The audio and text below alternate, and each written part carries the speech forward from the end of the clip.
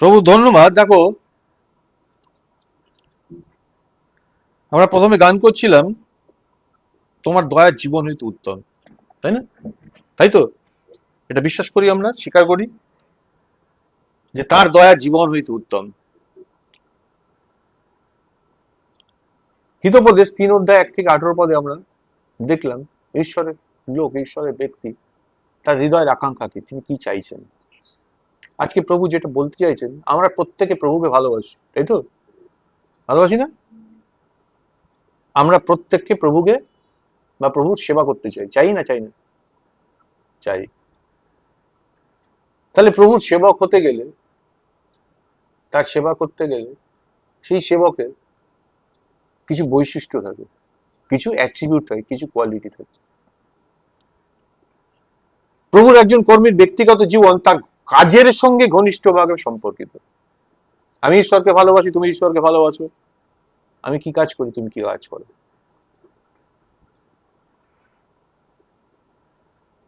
আমাদের ব্যক্তিগত জীবনটা কেমন? আমরা প্রভু সেবা করি, প্রভুকে ভালোবাসি। আমার পার্সোনাল লাইফ, তোমার পার্সোনাল লাইফ, আমাদের ব্যক্তিগত জীবনটা কেমন? সেটা কি ওই কাজের সঙ্গে ঘনিষ্ঠভাবে রিলেটেড, সম্পর্কিত? দেখো, ঈশ্বরের কাজে নিযুক্ত হওয়ার যোগ্যতা বিবেচনা করার সময় আমাদের চরিত্র, আমাদের অভ্যাস এবং আমাদের আচরণের বিষয়গুলোকে বিবেচনা করতে হবে। We have to consider all this things. এটা চরিত্র গঠন এবং অভ্যাসের বিকাশের সঙ্গে সম্পর্কিত। আমরা প্রভুকে জেনেছি, প্রভুকে ভালোবেসেছি, রাধা প্রভু আমাদেরকে কাছে তার পরিচয় দিয়েছেন, ডেকে এনেছেন। তাই তিনি যখন আমাদের ডেকে এনেছেন, আমাদের যোগ্যতা কি? বাক্য বলে আমরা জগতের মধ্যে কোনো কিছুর মধ্যেই গণ্য ছিলাম না, অর্থাৎ জিরো। তাহলে তিনি যখন ডেকে ডেকে এনেছেন, তিনি আমাদেরকে যোগ্য করে তুলছেন। তাহলে আমরা যোগ্য হচ্ছি কি হচ্ছি না, সেটা দেখা যাবে আমাদের চরিত্র, আমাদের অভ্যেস এবং আমাদের আচরণের বিষয়গুলো বিবেচনা করলে। এটা চরিত্র গঠন এবং অভ্যাসের বিকাশের সঙ্গে সম্পর্কিত। এক ব্যক্তি সে তার প্রভুকে সার্ভ করতে পারবে কিনা, সেটা ডিপেন্ড করে তার অভ্যাস, তার চরিত্র গঠনের সঙ্গে। দেখো, একজন মানুষের শুধুমাত্র কিছুটা স্পিরিচুয়াল এক্সপিরিয়েন্স থাকলেই সেটা হয় না, তার স্বভাবেও একটা নির্দিষ্ট স্ট্রাকচার থাকতে হবে, একটা নির্দিষ্ট গঠন থাকতে হবে। প্রভু তার মধ্যে একটা নির্দিষ্ট ধরনের স্বভাব গঠন করতে চান। আমরা দেখছিলাম তিনি তার সমস্ত উপাদান আমাদের মধ্যে ইমপ্ল্যান্ট করছেন। উদ্দেশ্য কি? আমাদের মধ্যে একটা বিশেষ ধরনের চরিত্র তিনি গঠন করতে চাইছেন। প্রভু একজন কর্মীর মধ্যে, একজন সেবকের মধ্যে অনেক কিছু গড়ে তুলতে হবে, চর্চা করতে হবে এবং সেটাকে অভ্যাসে পরিণত করতে হবে। এই বিষয়গুলো আমাদের অন্তরের মানুষের তুলনায় বাইরের জীবনের সঙ্গে বেশি রিলেটেড। ভেতরে আমরা জানি আমরা কি, আমরা প্রভুকে কতটা ভালোবাসি, কিন্তু বাইরে, তাই এই যে বিষয়গুলো নিয়ে বলছি, এগুলো হচ্ছে আমাদের বাইরের জীবনের সঙ্গে বেশি সম্পর্কিত। যখন এই বিষয়গুলো বাইরের জীবনকে সঠিক আকারে গড়ে তোলে, ঠিক ঠিক মতো প্রভুর ইচ্ছা অনুযায়ী গড়ে তোলে, তখন আমরা প্রভুর ব্যবহারের উপযুক্ত হয়ে উঠব। Then we become the tools.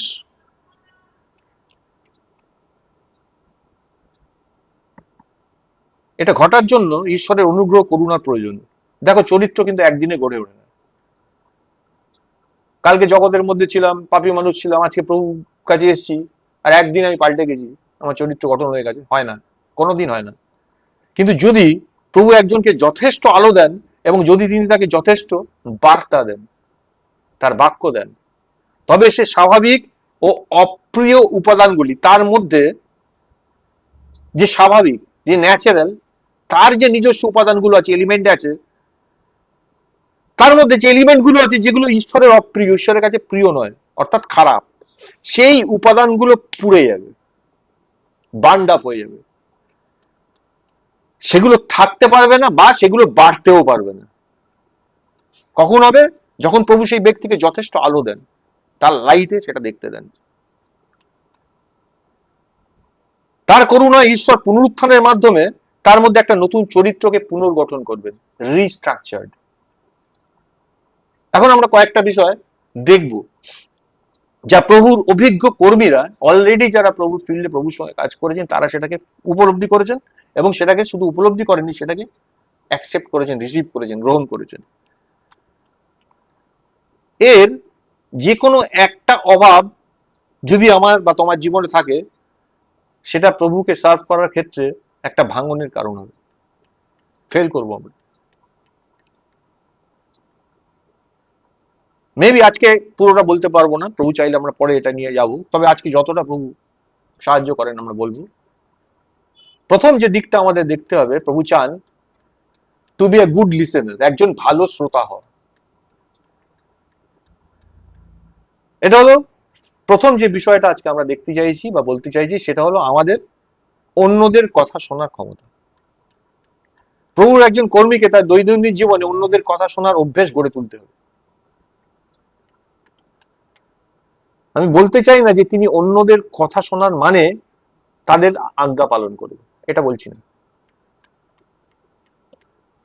আমি বলতে চাই যে তিনি অন্যদের কথা শোনার অর্থে কি, সেই ব্যক্তি কি বলছেন সেটা শুনতে, এবং যেটা শুনছেন সেটা বুঝতে সক্ষম হতে। বুঝতে পারছো কি বলছি? যখন আমি এক ব্যক্তির কথা শুনছি, তিনি আমাকে কি বলছেন সেটা আমায় শুনতে, এবং তিনি কি বললেন সেটার মধ্যে দিয়ে সেটা বুঝতে সক্ষম হতে হবে। একজন কর্মীর ব্যক্তিগত জীবনে এই গুণটি গড়ে তোলার জন্য অনেক বড় প্রয়োজন আছে। প্রভুর কোনো কর্মী ভালো কাজ করতেই পারবে না যদি তিনি শুধু অন্যদের সঙ্গে কথা বলতে পারেন কিন্তু তাদের কথা শুনতে না পারেন। আমি খুব ভালো বক্তা হতে পারি, কিন্তু কোনোদিনই প্রভু সেবক হতে পারবে না যদি আমি কোনোদিন শুনতে পারি। একজন কর্মী ঈশ্বরের কাছে খুব সামান্যই তার ইউজফুলনেস আছে বা ইউটিলিটি আছে, প্রভুর সামনে তিনি খুব কমই উপযোগী যদি তিনি শুধু অন্যদের কথা বলতে পারেন, মানে অন্যদের কাছে তিনি বলতে পারেন, অর্থাৎ তিনি শুধু বক্তা হতে পারেন। তিনি যদি অন্যদের সঙ্গে কথা বলতে পারেন কিন্তু তাদের কথা শুনতে না পারেন, এবং আলাপচারিতার মধ্যে মাধ্যমে তাদের সমস্যাগুলো উপলব্ধি না করতে পারেন, তবে তার ইউটিলিটি, তার উপযোগিতা খুব কম, লিমিটেড, সীমিত।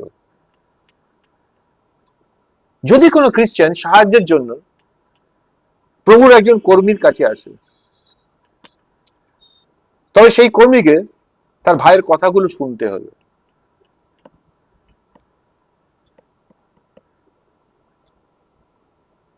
আর এই শুনতে গেলে শোনার জন্য তাকে তিনটে বিষয়, তিনটে দিক অনুধাবন করতে স্কিল্ড হতে হবে, সক্ষম হতে হবে। কি কি তিনটে দিক? যে কথাগুলো সেই ব্যক্তি বলছে, অর্থাৎ যে কথাগুলো উচ্চারিত হয়েছে, যে কথাগুলো তিনি উচ্চারিত করতে পারেননি অর্থাৎ চেপে রেখেছেন, এবং যে কথাগুলো তার ভেতরে লুকিয়ে আছে। এই তিনটে জিনিস বুঝতে হবে। একটা হচ্ছে কি বললো, একটা হচ্ছে কি বলতে পারলো না, আরেকটা হচ্ছে ভেতরে কি রয়েছে। এটা কি সম্ভব কোনো মানুষের পক্ষে?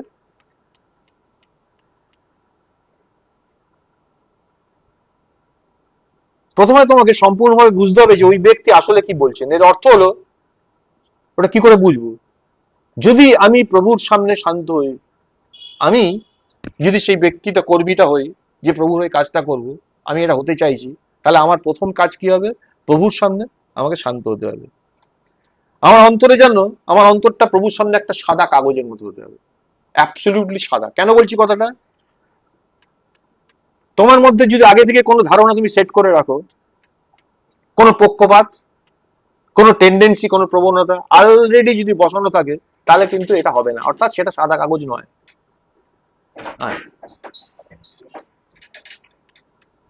তোমার মনে কোনো সিদ্ধান্ত নেওয়া বা কোনো বিষয়ে বিচার করা উচিত নয়।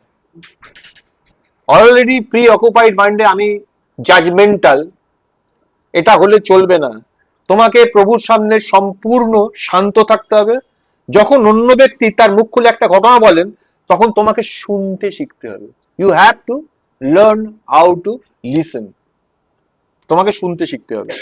তুমি যখন শান্তভাবে শুনবে, তখন তুমি জানতে পারবে তিনি কি বলছেন, তার আগে নয়। এক্ষেত্রে কি করতে হবে? প্রথম আমাদের বুঝতে হবে কিভাবে শোনার এবং বোঝার ক্ষমতা অর্জন করা যায়। এটা তো এমনি এমনি হয় না। নাম্বার ওয়ান, আমাদের আত্মকেন্দ্রিকতাকে ত্যাগ করা। সেলফ সেন্টার্ড একটা টেন্ডেন্সি আমাদের মধ্যে থাকে, সেটাকে ত্যাগ করা। দেখো, আমাদের কখনোই বিষয়গত বা আত্মকেন্দ্রিক হওয়া উচিত নয়।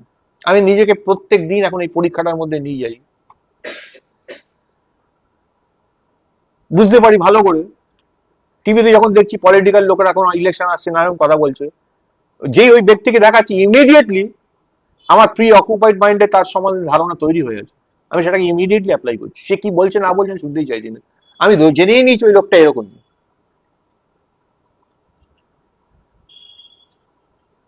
বুঝতে পারছো আমি কি বলতে চাইছি? আমাদের কখনোই বিষয়গত বা আত্মকেন্দ্রিক হওয়া উচিত নয়। আত্মকেন্দ্রিকতা মানুষকে দুর্বল শ্রোতা করে তোলে। আমি জানি গাধা করে ডাকে, তাই না? আমি যদি জেনেই বসে থাকি সবসময়, তাহলে ঈশ্বর কোনোদিন আমার বিপদে ওই গাধাকে দিয়ে আমার সঙ্গে কথা বলতে পারবেন না, কারণ আমার তো সেট করা আছে। এক্সাম্পল মজা করলাম। যদি আমাদের মনে আগে থেকেই মানুষের সম্পর্কে ধারণা, পক্ষপাত বা মতামত ভরে থাকে, এটা এমনি এমনি হয়নি, তার কাজ তার বিভিন্ন বিষয় বলা দেখে থেকে অলরেডি সেট হয়ে গেছে। যদি এটা ভরা থাকে তবে অন্যদের কথা শোনাটা কঠিন হয়ে যায়। এমন মানুষরা নিজেদের মতামতে এতটাই ফার্ম থাকে, এতটাই দৃঢ় যে অন্যদের মতামত তাদের মনে প্রবেশ করতে পারে না। আর তুই কি বলবি আমি তো জানি, বলি না কথাগুলো, হ্যাঁ?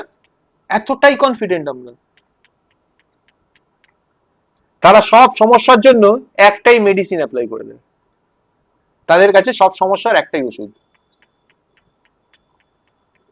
আর বলতে হবে না জানি, ওষুধ একটাই, ওষুধ জেনে বসে আছে। তারা একই ওষুধ দিতে চান, অন্যের প্রকৃত সমস্যা বা প্রয়োজনটা বোঝারই চেষ্টা করেন না। এইভাবে চলতে চলতে তারা আলটিমেটলি প্রভুর কাজের অযোগ্য হয়ে পড়েন। এই ধরনের ব্যক্তিকে প্রভু ব্যবহার করতে পারবেন না কোনোদিনই না। তাই আমাদের প্রার্থনা করতে হবে, প্রভু আমি যেন পক্ষপাত দুষ্ট না হই, আমি যেন অন্যদের উপর আমার নির্ণয় এটা চাপিয়ে না দিই। তুমি আমাকে তাদের প্রকৃত সমস্যাটা দেখতে দাও। এটা গেল 1 নম্বর, আত্মকেন্দ্রিকতা ত্যাগ করা। দ্বিতীয়ত নাম্বার 2 হচ্ছে মনকে শৃঙ্খলিত করা, একটা লিমিটের মধ্যে রাখা, একটা জায়গায় বাঁধা। দেখো, শুধু কথার অর্থ বোঝাই যথেষ্ট নয়, আমাদের তাদের অনুভূতিটাকে উপলব্ধি করতে হবে। যখন কোনো ব্যক্তি বলছে, তার ফিলিংসটাকে আমাদেরকে রিয়েলাইজ করতে হবে। যদি কেউ গভীর দুঃখে আমাদের কাছে আসে আর আমরা হালকা মেজাজে থাকি, খুব ভালো করে শুনি, তার ভেতরে ডিপ সরো, সে খুব, এই যে গানটা আমরা শুরু করছিলাম, এখানে গাইছে লর্ড ওয়াই মি, একটা মেয়ে গান করছে, কেন প্রভু বারবার আমার জীবনে এরা আসে। সে জীবনে মুসলিম পথে চলতে পারছে না, সে জীবনে কিছু যাই কিছু করছে সবের মধ্যে দুঃখ আছে, প্রভুর কাছে জিজ্ঞেস, প্রভু কেন বারবার আমারই জীবনে কেন? তার মানে এই ধরনের ব্যক্তি, তার ভেতরে একটা কষ্ট আছে। এবার এই ধরনের ব্যক্তি আমার কাছে আসছে, একটা ছোট এক্সাম্পল দিলাম আমি, হতেই পারে আমাদের দৈনন্দিন জীবনে, আমাদের পারিবারিক জীবনে, মান্ডলিক জীবনে, জাগতিক জীবনে অনেক ঘটনা ঘটে। আর আমরা যদি সেই সময় হালকা মেজাজে থাকি, তবে যতই তার কথা শুনি না কেন, তাকে আলটিমেটলি সাহায্য করতে পারবো না। যাদের আবেগ কখনো ঈশ্বর দ্বারা গঠিত হয়নি, মনে রাখতে হবে, মানুষ 3টে অংশ নিয়ে গঠিত, আত্মা, প্রাণ, দেহ। সেই প্রাণের মধ্যে কি আছে? মাইন্ড, উইল, ইমোশন, মন, ইচ্ছা এবং আবেগ। যাদের আবেগ কখনো ঈশ্বর দ্বারা গঠিত হয়নি, তারা অন্যদের আনন্দ বা দুঃখে কখনোই অংশ নিতে পারে না, নেভার। তাই আমাদের অনুভূতিগুলো তাদের জন্য ওপেন রাখতে হবে, উপলব্ধ, তারা যেন আমার অনুভূতিকেও অ্যাক্সেস করতে পারে। যেমন শাস্ত্রে বলা হয়েছে, কেননা আমরা এমন মহাযাজককে পাই নাই, যিনি আমাদের দুর্বলতা ঘটিত দুঃখে দুঃখিত হইতে পারেন না। প্রভু যীশু খ্রিস্টের কথা বলছে, এমন মহাযাজককে আমরা পাইনি, যিনি যে কারণে, ওই মেয়েটা যে গানটা গাইছিল বলছিলাম, লর্ড ওয়াই মি, তার দুর্বলতার কারণে সে দুঃখিত হয়েছে। প্রভু বলছেন এমন যাজককে আমরা পাইনি, যিনি আমাদের দুর্বলতা ঘটিত দুঃখে দুঃখিত হইতে পারেন না, কিন্তু তিনি সর্ববিষয় আমাদের ন্যায় পরীক্ষিত হয়েছেন বিনা পাপে। আমরা রিজনের জন্য ওইখানে পড়েছি, তিনি উইদাউট রিজন ওইখানে গেছেন আমাদের জন্য। যেন ওই ফিলিংসটা কি হয় আমাদের মধ্যে সেটা তিনি নিজে টের পেতে চেয়েছেন। বুঝতে পারছো? ইব্রিয় 4:15 কোট করলাম। সার কথা হলো, শোনার ক্ষমতা অর্জনের জন্য আমাদের আত্মকেন্দ্রিকতাকে ত্যাগ করতে হবে, মনকে শান্ত শৃঙ্খলিত রাখতে হবে এবং অন্যদের অনুভূতিতে অংশ নিতে হবে। আমি নিজেকে উইথড্র করে নিতে পারবো না, I have to take part. এভাবেই আমরা সত্যি করে শ্রোতা হয়ে উঠবো এবং প্রভুর কাজে উপযোগী হব। তাহলে প্রথম যে বিষয়টা আমরা দেখলাম, দেখো প্রভুর একজন সেবকের বৈশিষ্ট্যের মধ্যে হচ্ছে একজন ভালো শ্রোতা হওয়া, ফার্স্ট পার্ট ছিল। সেকেন্ড পার্ট যেটা দেখছি, he or she must be a lover of men, মানব প্রেমিক হতে হবে। এই জায়গাটা মারাত্মক সমস্যা। আমি সবসময় যে জিনিসগুলোকে প্রভু আমায় দেখান সেটা আগে নিজের জীবনে অ্যাপ্লাই করি, আর যখন অ্যাপ্লাই করে আমি দেখতে পাই ইয়েস দ্যাট ইজ ট্রু। সেটা কেমন? প্রভু প্রতিটা কর্মী শুধু তার ভাইদের প্রতি ভালোবাসা নয়, এখানে ভাই বলতে খ্রিস্টের ভাই বোনদের কথা বলেছে, শুধু তাদের প্রতি ভালোবাসা নয়, সকল মানুষের প্রতিও ভালোবাসা থাকাটা এসেনশিয়াল, আবশ্যক। সলোমন একবার বলেছিলেন, হিতোপদেশ 17 অধ্যায় তুমি এটা পাবে, যে দরিদ্রকে উপহাস করে সে তার সৃষ্টিকর্তার নিন্দা করে। আমরা পড়ে গেছি কিন্তু এটাকে ওভারলুক করে যাই। কি বলেছিল? যে দরিদ্রকে উপহাস করে সে তার সৃষ্টিকর্তাকে নিন্দা করে। একটা মানুষ দরিদ্র হয়েছে কেন? ওকে কে তৈরি করেছে? ঈশ্বর তৈরি করেছেন, তো সে দরিদ্র হয়েছে, আমরা উপহাস করি না অনেক সময়? ভয়ঙ্কর জিনিস। ঈশ্বর সকল মানুষের স্রষ্টা, তাই প্রত্যেক মানুষই ন্যাচারালি বাই ডিফল্ট আমাদের ভালোবাসার যোগ্য। প্রত্যেক মানুষ, আবার বলছি প্রত্যেক মানুষ, শুধু মন্ডলীর ভাই বোন নেই, এন্টায়ার পৃথিবীতে যতগুলো হিউম্যান বিং আছে প্রত্যেক মানুষ। যদি কোনো প্রভুর সেবকের মধ্যে, প্রভুর প্রজার মধ্যে, প্রভুর কর্মীর মধ্যে ভাতৃস্নেহের অভাব থাকে, অথবা তার মধ্যে শুধুই ভাতৃস্নেহ থাকে, অর্থাৎ প্রভুতে বা খ্রিস্টেতে ভাই বোনদেরই সে ভালোবাসে কিন্তু অন্য সকল মানুষের প্রতি ভালোবাসার অভাব থাকে, তবে তিনি ঈশ্বরের সেবার উপযুক্ত নন।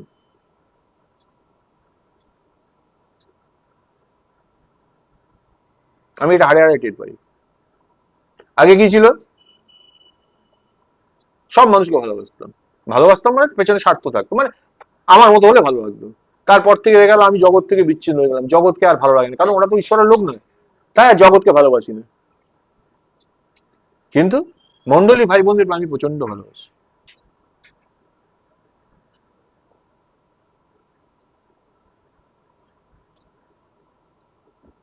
কেন জগৎকে ভালোবাসি না কেন? জগতের মানুষদের ভালোবাসি না কেন? তার মানে কিছু একটা প্রবলেম আছে। দেখো কি প্রবলেমটা। ঈশ্বরের সেবককে অবশ্যই সকল মানুষের প্রতি আন্তরিক স্নেহ রাখতে হবে।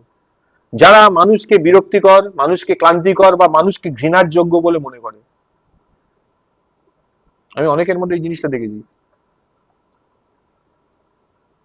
আমার ফ্যামিলির মধ্যে দেখেছি। ও অমুক, ও তমুক জাত, ও অমুক,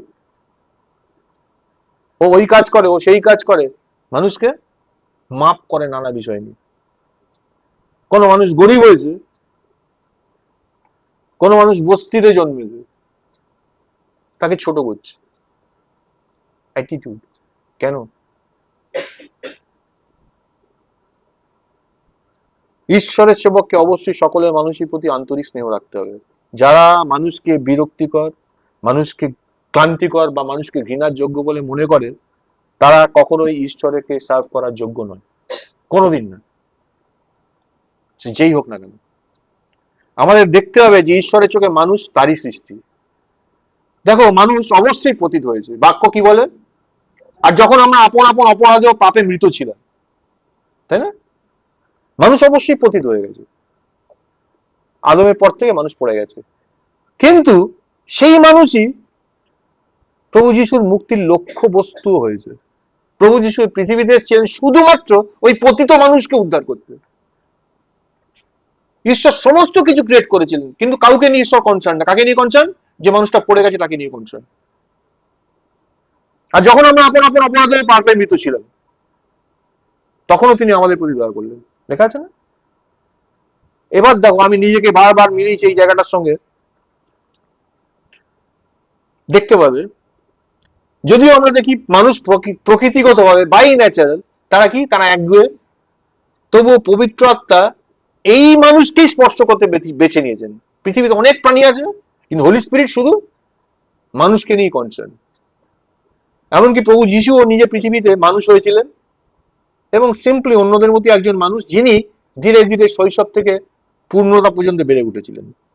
ঈশ্বরের অবজেক্টিভ কি ছিল? ঈশ্বরের অবজেক্টিভ বা উদ্দেশ্য ছিল একজন প্রকৃত মানুষকে স্থাপন করা, আর পারফেক্ট ম্যানকে প্রেজেন্ট করা। এটা ছিল ঈশ্বরের উদ্দেশ্য। সে মানুষটা কেমন? সে একজন প্রতিনিধি মানুষ, একজন রিপ্রেজেন্টেটিভ ম্যান। কাকে রিপ্রেজেন্ট করবে? তার সৃষ্টিকর্তাকে। বোঝা যাচ্ছে? এটা ছিল ঈশ্বরের অবজেক্টিভ, যার মধ্যে ঈশ্বরের সমস্ত পরিকল্পনা পূর্ণ হয়। Every aspect of god must be fulfil in him. এটা ছিল ঈশ্বরের উদ্দেশ্য। প্রভু যিশুর স্বর্গগ্রহণের পর গির্জার জন্ম হলো, যেটা হলো একজন নতুন মানুষ। What is church? Church is the body of Christ বলছে, যেটা হলো একটা নতুন মানুষ। দেখো, সমগ্র মুক্তির পরিকল্পনা মানুষের উন্নতি ও মহিমাকরণের সঙ্গে, অর্থাৎ যে মহিমায় তুমি আমাকে মহিমান্বিত করছো, সে একই মহিমায় তাদেরকেও মহিমান্বিত করো, বলছে কথাগুলো। তাহলে সমগ্র মুক্তির পরিকল্পনা হচ্ছে মানুষের উন্নতি আর মানুষের এই মহিমাকরণের সঙ্গে সম্পর্কিত। এন্টায়ার মুক্তির প্রসেসটা এটার সঙ্গে রিলেটেড। যখন আমরা সত্যি ঈশ্বরের বাক্য বুঝতে শুরু করি, তখন আমরা উপলব্ধি করি যে ঈশ্বরের সন্তান শব্দটা তত গুরুতর নয়, ততটা সিরিয়াস ব্যাপার নয়, যতটা মানুষ শব্দটা। আমরা প্রায় ঈশ্বরের সন্তান কথাটা ব্যবহার করি, তাই না? ঈশ্বরের লোক, ঈশ্বরের সন্তান। তার থেকেও গুরুতর সাবজেক্ট শব্দ হচ্ছে মানুষ। কেন বলছি? ঈশ্বরের পরিকল্পনা বলো, ঈশ্বরের নির্বাচন বলো, ঈশ্বরের পূর্ব নির্ধারণের লক্ষ্য বলো, সবটাই হচ্ছে এই মহিমান্বিত মানুষকে নিয়ে।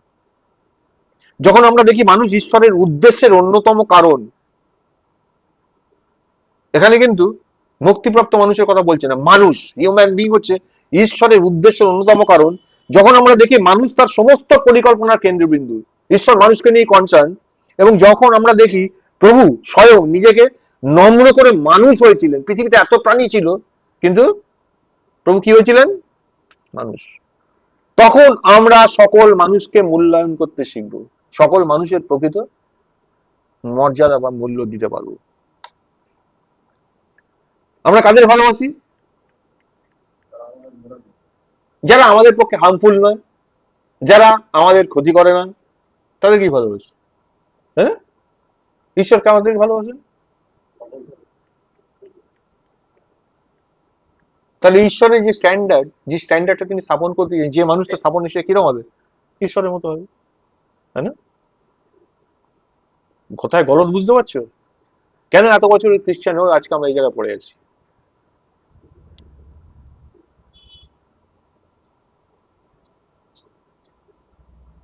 যখন আমরা, আমাদের প্রভু পৃথিবীতে ছিলেন, তিনি বলেছিলেন, বাক্যটা খুব ইম্পর্টেন্ট। দেখো,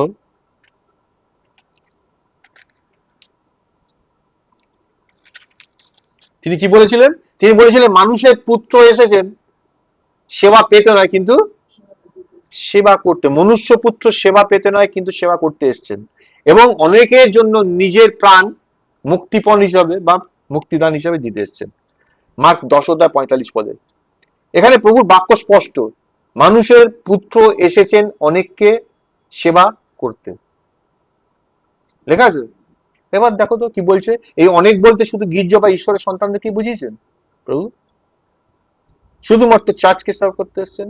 শুধুমাত্র যারা ঈশ্বরের নিজস্ব প্রজা তাদেরকে বলেন? তাছাড়া তিনি বলেননি যে ঈশ্বরের পুত্র এসেছেন সেবা করতে, সেবা পেতে নয়। কি বলেছেন? মনুষ্য পুত্র, মানুষের পুত্র। এখানেই আমরা মানুষের প্রতি প্রভুর মনোভাবকে দেখতে পাই। অনেকেই যারা ঈশ্বরের কাজে নিযুক্ত, তাদের মধ্যে একটা গুরুতর সমস্যা হলো যে মানুষের প্রতি ভালোবাসা ও সম্মানের সম্পূর্ণ অভাব, সম্পূর্ণ অভাব, এবং ঈশ্বরের চোখে মানুষের মূল্য উপলব্ধি করার বা উপলব্ধি করতে পারার ব্যর্থতা। আজ আমরা মনে করি যেন আমরা অনেক উচ্চতায় পৌঁছেছি যখন আমরা আমাদের ব্রাদারদের, আমাদের সহ ভাই বোনদের ভালোবাসতে শুরু করি। আমরা ভাবি, উফ, প্রভু আমাকে শক্তি দিয়েছেন, আগে মনিকা দিয়ে দেখলি আমার রাগ হতো, এখন প্রভু আমার প্রতি ওটা চলে গেছে, এখন মনিকা দিকে আমি ভালোবাসতে পারি, তাই না? আমরা বোস্ট করি এরকম ঘটনায়। আগে আমরা কাউকে ভালোবাসতাম না, এখন ভাতৃবর্গদের মধ্যে আমরা কাউকে কাউকে ভালোবাসতে পারছি। আর সেটা যখন পাচ্ছি মনে করি আমরা একটা বিরাট কাজ করে ফেলেছি, আমরা মনে করি। কিন্তু ভাই ও বোনেরা, এটা যথেষ্ট নয়, আমাদের ঈশ্বর দ্বারা আরো ব্রডেন্ড হতে হবে, আরো প্রসারিত হতে হবে। আমাদের দেখতে হবে যে সকল মানুষই ঈশ্বরের কাছে মূল্যবান, সকল মানুষ। আমার অফিসে যে লোকটা আমাকে কাঠি করে, তাকে ভালোবাসতে পারবো তো? পারবো?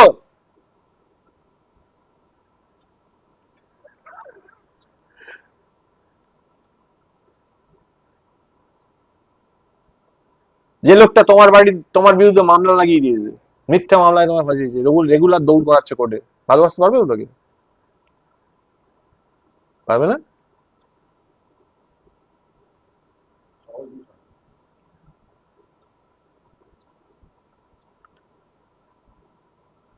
অনেকেই যারা ঈশ্বরের কাজে নিযুক্ত, এটা তাদের মধ্যে একটা গুরুতর সমস্যা। কেন বলছি কথাটা? আমরা কতটা মানুষকে ভালোবাসি এবং তাদের প্রতি কতটা আগ্রহ রাখছি আমরা, তার উপর নির্ভর করে আমরা একটা ভালো আধ্যাত্মিক স্পিরিচুয়াল কাজ বা প্রজেক্ট গড়ে তুলতে পারবো কিনা। প্রশ্ন হলো, আমরা কি কেবল কয়েকজন বিশেষভাবে বুদ্ধিমান বা অসাধারণ মানুষের প্রতি আগ্রহী? আমি নিজেকে বারবার প্রশ্ন করতাম, দেখতাম কাউকে কাউকে আমি একটু বেশি স্নেহ করি, কেউ কেউ আমার একটু বেশি কাছের মনে হয়। কেন হলো? কারণ তার মধ্যে কি বিশেষ কোনো কোয়ালিটি আছে, তার মধ্যে একটু বুদ্ধি আছে, এরকম কিছু আছে কি? দেখতাম হ্যাঁ, সত্যি তো আছে। এটা অত্যন্ত গুরুত্বপূর্ণ বিষয়। মানুষের পুত্রের আগমন প্রথমেই বোঝায় যে প্রভু মানুষের প্রতি গভীর আগ্রহী ছিলেন, মানুষের প্রতি। আবার বলছি, মানুষের প্রতি কথাটা। আমাদের টেন্ডেন্সি কি জানো? দেখো, প্রভু এতটাই মানুষের প্রতি আগ্রহ ছিলেন যে তিনি নিজেই মানুষ হয়েছিলেন। প্রভু মানুষের প্রতি আগ্রহী ছিলেন, কিন্তু আমাদের আগ্রহ কতটা? আমরা কতটা আগ্রহী? আমরা হয়তো এই বা ওই ব্যক্তিকে তেমন গুরুত্ব দিই না। আমি আমার নিজের জীবন দিয়ে দেখেছি। কিন্তু প্রভু তাদের কিভাবে দেখলেন? আমি মনিকাদিকে ততটা পছন্দ করি না, পুষ্পাকে একটু বেশি পছন্দ করি। প্রভু চোখে কি এরম? প্রভু এরম ভাবে দেখেন? মার্থা মরিয়াম দুটো বোন, হ্যাঁ, দু বোনই প্রভুকে ভালোবাসতো। এবার প্রভু যখন এসছেন, প্রভু তার শিষ্যদের সেবা কাজের জন্য, মার্থা একদম ঝাঁপিয়ে পড়েছে, আর মরিয়াম কিচ্ছু করছে না। মার্থা এসে অনুযোগ করলো, প্রভু প্রভু একটু বলুন, একটু হেল্প করুন। মার্থা মার্থা তুমি অনেক অনেক অনেক বিষয় চিন্তিত ভাবি, আর ও সবগুলো থেকে একটা বিষয়কে মনোনীত করে, যেটা ওর থেকে কিনে নেওয়া যাবে। এটা শুনে অনেকে ভাবতো, দেখেছো, প্রভু মরিয়মকে বেশি ভালোবাসে। আচ্ছা, প্রভুর এই কথা দিয়ে এটা প্রমাণ হয়েছিল? ইকুয়ালি ভালোবাসে, দুজনকেই ভালোবাসে। এবার ও ব্যক্তিগত চয়েস, ও বলেছে এটা, প্রভু কি বলেন, ও যেটা চুজ করেছে ওটা ওর থেকে কেড়ে নেওয়া যাবে না। আর তুমিও করছো, ভালো কাজ করছো, দারুণ কাজ করছো, তুমি না করলে আমরা শিষ্যরা সবাই খাওয়া দাওয়া কি করবে? এটাও খারাপ কাজ না করছো, কিন্তু ও সবচেয়ে শ্রেষ্ঠটা বেঁচেছে। প্রভু এইভাবে ওকে বুঝিয়ে দিলেন, কিন্তু ইকুয়ালি ভালোবাসে। আমরা হলে কি করতাম? ইমিডিয়েটলি মরিয়মকে বলতাম, যা দিদিকে একটু হেল্প করতে পারিস না, তাই না? বলতাম না? দেখো, অদ্ভুত ব্যাপার হলো, ঈশ্বরের অনেক সন্তান মানুষের প্রতি সামান্যই যত্নশীল, আর এই উদাসীনতা দেখে যারা সত্যি সত্যি ঈশ্বরের লোক তারা ক্ষুব্ধ হন।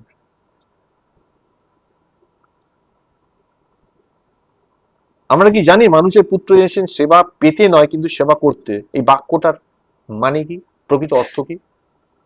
আমাদের প্রভুর সামনে এই কথাগুলো গভীরভাবে চিন্তা করা উচিত। এগুলো আমাদের বলে যে খ্রিস্ট মানুষের যত্ন করছেন, সেবা পেতে নয়, সেবা করতে মানে যত্ন করছেন। কেউ যদি বলে আমি মানুষের মধ্যে আছি তবু তাদের প্রতি আমার কোনো আগ্রহ নেই, তবে সে সম্পূর্ণ ভুল।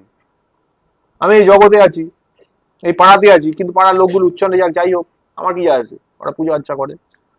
দু একবার বলেছি প্রভুর কথা, কেউ শোনেনি, আমিও তাদের সঙ্গে। এটা সম্পূর্ণ ভুল। মার্ক 10:45 কি বলছে? মানুষের পুত্র এসেছেন সেবা গ্রহণ করতে নয়, বরং সেবা করতে এবং অনেকের জন্য নিজের প্রাণ মুক্তিপণ বা মুক্তিদান হিসাবে দিতে। লুক 19:10 কি বলছে? লুক 19:10 বলছে, কারণ মানুষের পুত্র এসেছেন হারানোকে খুঁজে বের করতে এবং উদ্ধার করতে। ভালো করে শুনি, হারানোকে খুঁজে বের করতে, উদ্ধার করতে। জন 10:10 কি বলছে? বলছে, আমি এসেছি যেন তারা জীবন পায় ও জীবনের উপচয় পায়, মানে উপচে পড়া জীবন পায়। কাদের নিয়ে প্রভু বলছেন, কাদের নিয়ে কনসার্ন? প্রভু যিশু মানুষদের জন্য পৃথিবীতে এসেছিলেন। মার্ক 10 অনুযায়ী আমরা এক্ষুনি দেখলাম তিনি মানুষকে সেবা করতে এসেছিলেন, এমনকি নিজের প্রাণকে মুক্তিপণ বা মুক্তিদান হিসাবেও দিতে এসেছিলেন। তার আগমনের উদ্দেশ্য ছিল মানুষকে সেবা করা। একটাই পার্সপেক্টিভ, একটাই অবজেক্টিভ, কি? টু সার্ভ হিউম্যান বিং, মানুষকে সেবা করা।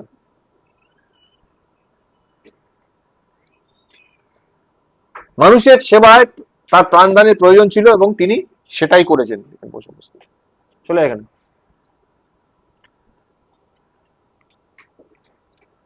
তার প্রাণদান ছিল মানুষের সেবার সর্বোচ্চ পূর্ণাঙ্গ কাজ। তাহলে কোনটা আগে হয়েছে?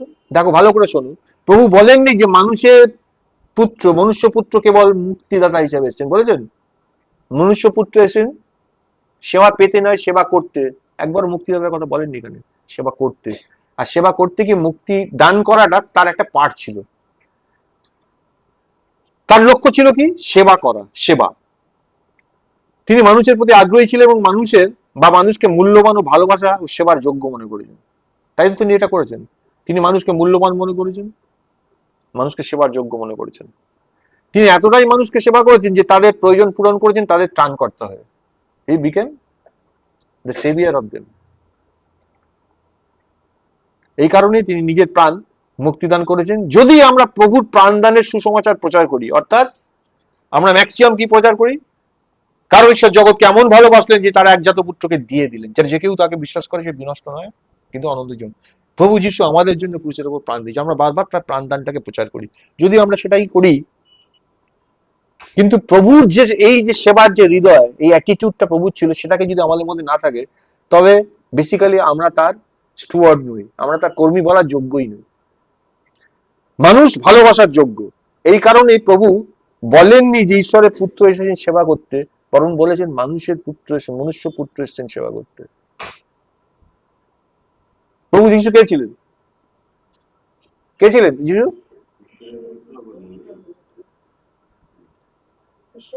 ঈশ্বরের পুত্র। তিনি নিজের পরিচয় দিতেন। তাহলে কতটা মানুষকে ভালোবাসলে তার নিজের পরিচয়টাকে তিনি এভাবে নিয়ে আসেন। প্রভু যিশু প্রথমে মানুষকে ভালোবাসলেন ও সেবা করলেন, তারপরে তার জন্য প্রাণ দিলেন। প্রথমে তিনি কি করলেন? প্রাণ দিলেন, তারপরে ভালোবাসলেন, তাই তো? তাহলে প্রথমে ভালোবাসলেন, তারপরে সেই ভালোবাসার জন্য প্রাণ দিলেন। দেখো, ভালোবাসা আগে, প্রাণদান পরে। মানুষের মধ্যে কাজ করার সময় আমরা প্রভুর প্রাণদান প্রচার করে থাকি, তাই তো? কিন্তু বেসিক্যালি আমরা এটা প্রচারই করতে পারি না যদি না আগে যথাযথ ভালোবাসা থাকে। আমি যখন তোমার কাছে প্রভুর কথা বলতে আসছি, আমার কি এই অ্যাটিটিউড থাকছে? তোমার প্রতি আমার ভালোবাসা আছে? আউট অফ দ্যাট আমি তোমাকে প্রভুর প্রাণদানের কথা বলছি, বলছি কি? আমরা ভাবতে পারি না যে আগে প্রাণদান প্রচার করব, তারপর যে সেই শ্রোতা যার কাছে আমি প্রাণদান প্রচার করলাম, প্রভুর এই স্যাক্রিফাইসের কথা বললাম, সেই যদি প্রভুকে গ্রহণ করে, তারপর তাকে ভালোবাসবো। হ্যাঁ, কিন্তু বেসিক্যালি কি করি?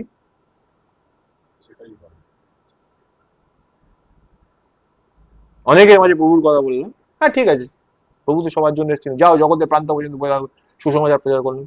যে 100 জন লোকের মধ্যে যে 2 জন গ্রহণ করলো, এবার তাকে আমি ভালোবাসতে শুরু করলাম, বাকিটা প্রভুর কি ছিল? আগে ভালোবাসলো সকলকে, তারপর তাদের জন্য প্রাণ দিলেন।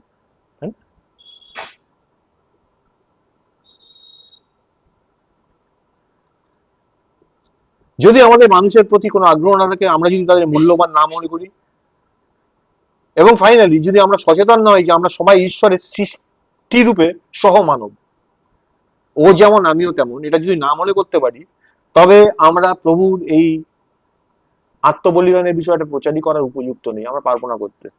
আমরা কখনো ঈশ্বর মানুষ সৃষ্টি করেছেন এই বাক্যটা আমাদের কাছে কোনো ইম্প্যাক্ট আনে না। যদি আনতো, বুঝিদের প্রতি আমাদের সামান্য অনুভূতি থাকতো, তাহলে আমরা খ্রিস্টের প্রাণদানে সঠিক প্রচারটা করতে পারতাম।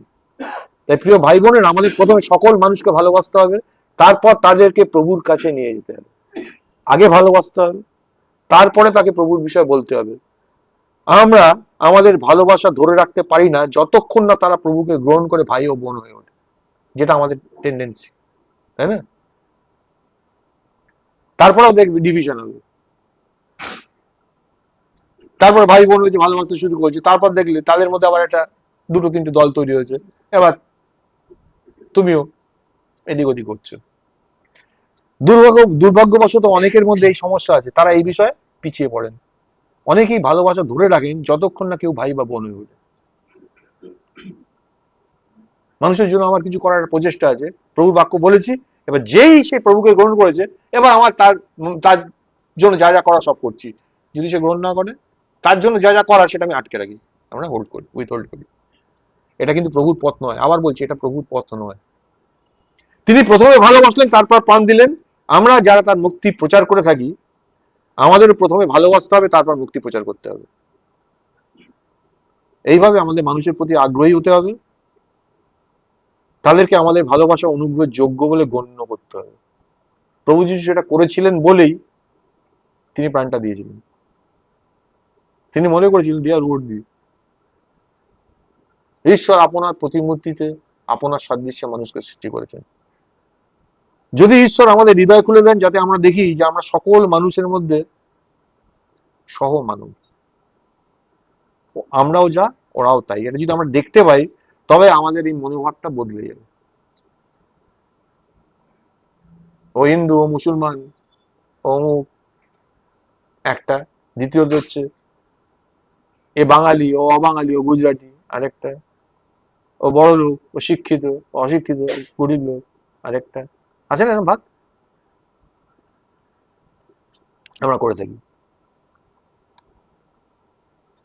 অনেক ভাই ও বোন তার সহমানবের প্রতি সম্পূর্ণ ভুল মনোভাব, স্বভাব ও অনুভূতি পোষণ করেন। তারা মানুষকে কি মনে করেন? মানুষ হচ্ছে একটা বোঝা, মানুষ একটা ঝামেলা, মানুষ হচ্ছে একটা বিরক্তিকর একটা উৎপাত।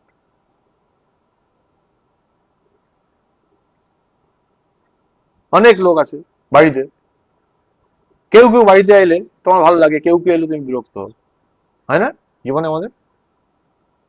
হয় না, হয় না? এটা সম্পূর্ণ ভুল। আমাদের শিখতে হবে মানুষকে ঈশ্বরের প্রতিমূর্তিতে, ঈশ্বরের সৃষ্টি হিসাবে দেখতে, এভরি হিউম্যান বিংকে। মানুষ যদি আমাদের স্নেহের লক্ষ্য না হয়, তাহলে আমরা কখনোই মানুষকে সার্ভ করতে পারবো না। আর যদি মানুষকে সার্ভ না করতে পারি, যিশুকে সার্ভ করতে পারবো না, কোনোদিনই পারবো না। কেউ যদি প্রভুর দ্বারা সত্যি সত্যি টাচড হয় এবং সত্যি দেখে যে প্রভুর পৃথিবীতে আসার উদ্দেশ্য কি, তাহলে সেই ব্যক্তি স্বতঃস্ফূর্তভাবে এই সিদ্ধান্তে পৌঁছে যাবে যে প্রত্যেকটা মানুষ ভালোবাসার যোগ্য, প্রত্যেকটা মানুষ। যিশু ইস্করিয়ত জীবিতকে ভালোবাসতেন, জানো? হ্যাঁ, এতটাই ভালোবাসতেন, শেষকালে যিশু প্রায় কান্নার মধ্যে এসেছিল। যিশু বলছিলেন ওই মানুষটা না জন্মালেই ভালো, কারণ ওর ডেস্টিনি, তিনি যেহেতু ঈশ্বর, তিনি ডেস্টিনিটা জানেন, তাই না? লেখা আছে তিনি যাকে ভালোবাসলেন তাকে শেষ পর্যন্ত ভালোবাসলেন। তার মানে ঈশ্বরের পারপাসের জন্য একটা মানুষ রয়েছে, যে মানুষটা আলটিমেটলি ধ্বংস হয়ে যাবে, কিন্তু সেই মানুষটাকে জন্ম দেওয়া হবে। উদ্দেশ্যটা হচ্ছে যেন ঈশ্বরের কাজটাকে এগিয়ে নিয়ে যায়, তারপরে সে ধ্বংসের মধ্যে চলে যাবে। প্রথম থেকে ঈশ্বর জানেন ব্যাপারটা। ঈশ্বরের মনের ইচ্ছাটা কি? এই ঘটনাটা না ঘটলে ভালো হতো, দ্যাট ইজ ডেস্টিনি, এটা ঘটবেই। ইচ্ছা কি? না ঘটলে ভালো হতো, মানুষটা না জন্মালে ভালো হতো, না জন্মালে ওর এই ডেস্টিনি হতো না। বুঝতে পারছো? That is the attitude of Jesus Christ. আমরা কি করি?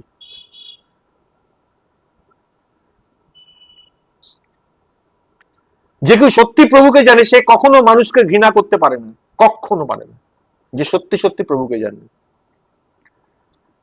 তৃতীয় যে বিষয়টা আজকে বলবো, তাহলে আমরা কি কি দেখলাম? আমরা দুটো বিষয় দেখলাম। প্রথমটা দেখলাম আমরা কিছু ভালো শ্রোতা হওয়া, দ্বিতীয় আমরা কি দেখলাম? মানব প্রেমিক হওয়া, লাভার হবে। তৃতীয় বিষয় আমরা যেটা দেখবো সেটা হচ্ছে একটা অ্যাটিটিউড, দুঃখ ভোগ স্বীকার করার একটা মনোবল। Very important. আমরা এই দুটো তফাৎ জানি না, একটা হচ্ছে দুঃখ ভোগ, একটা হচ্ছে দুঃখ ভোগ স্বীকার করার মনোভাব, মানে having a mind to suffer. এইখানটা অনেক গন্ডগোলের বিষয় আছে, খুব ভালো করে বুঝি প্রভু কি বলছেন। দেখো,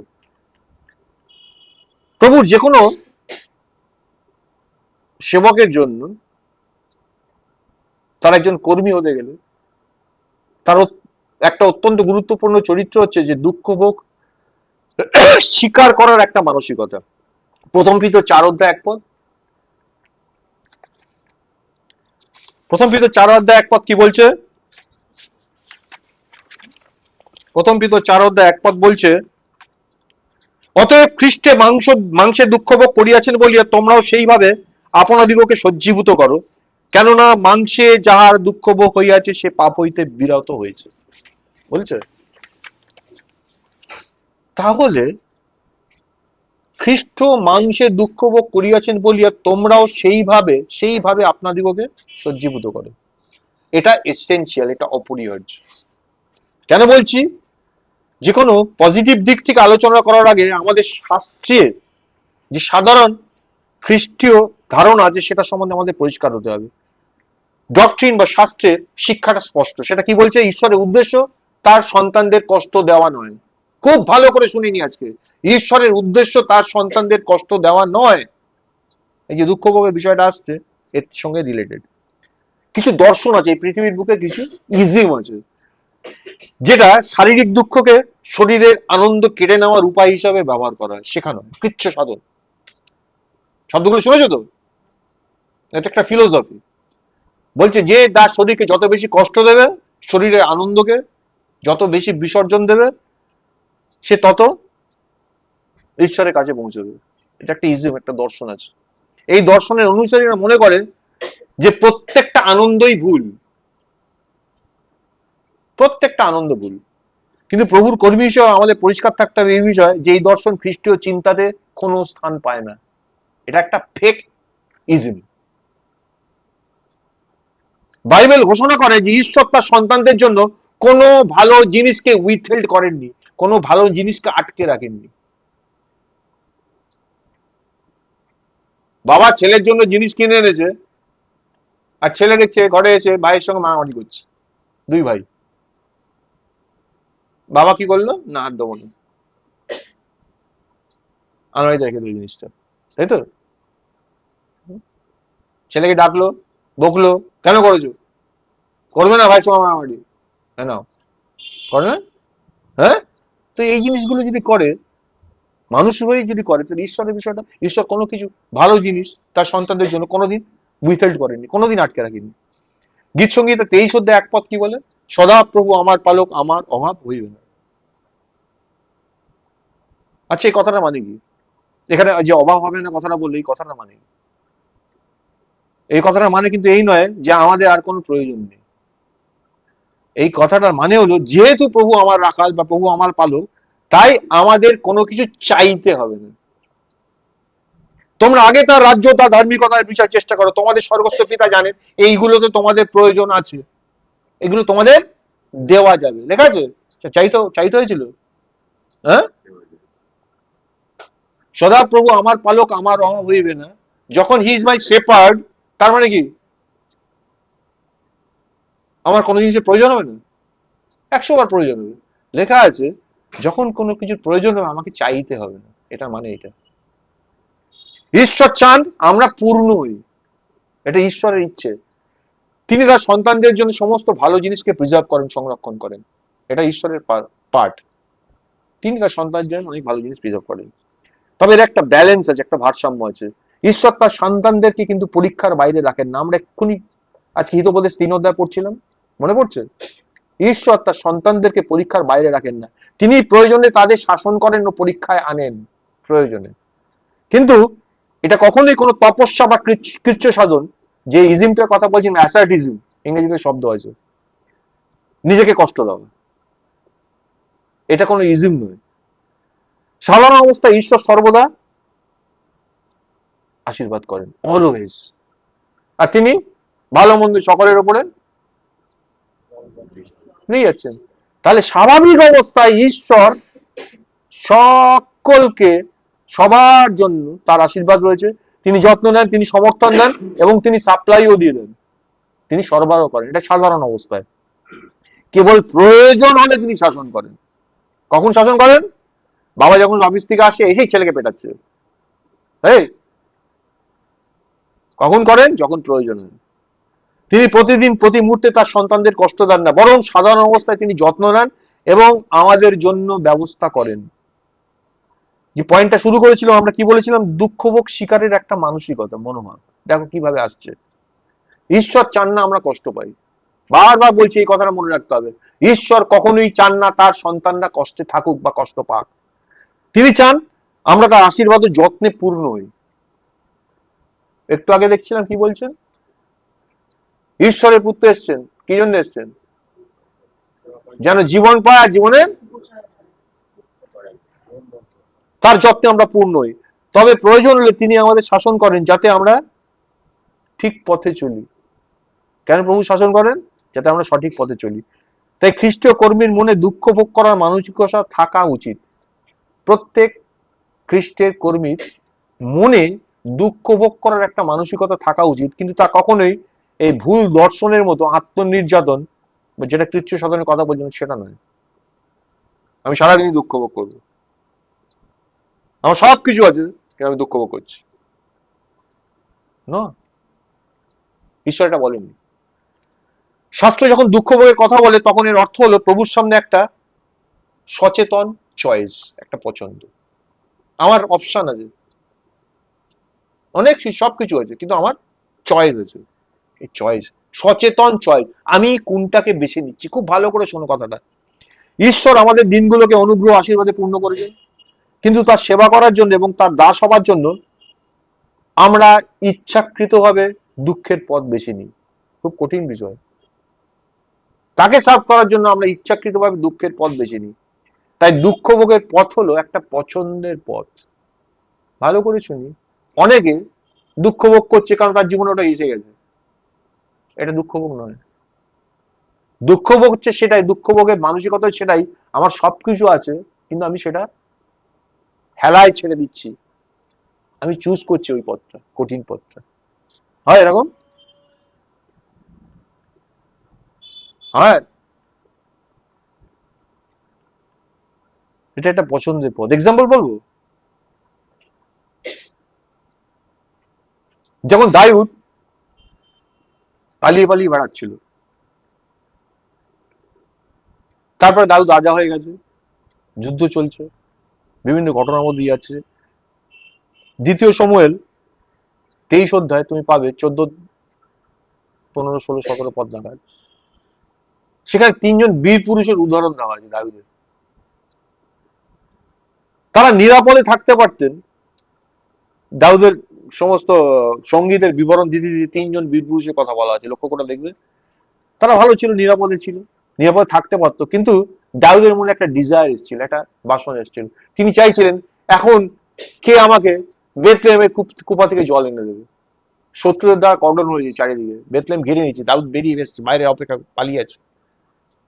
কিন্তু হঠাৎ তার মনে একটা বাসনা হয়েছে বেথলেহেমের জল খাওয়া, সেই কুয়ের জল। ঠিক আছে? কোথায় আছে? শেল্টারে আছে, নিরাপদে আছে। এবার তিনি এই কথাটা ব্যক্ত করেছেন।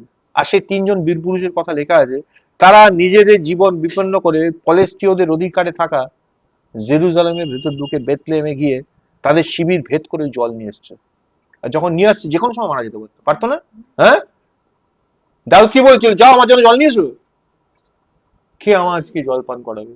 ওই 3জনের সামনে অনেক অপশন ছিল, কিন্তু তারা চুজ করেছিল কঠিন পথটা। এটা হচ্ছে দুঃখভোগের মানসিকতা। না করলে পারতো তো। হ্যাঁ, বুঝতে পারছো আমি কি বলতে চাইছি?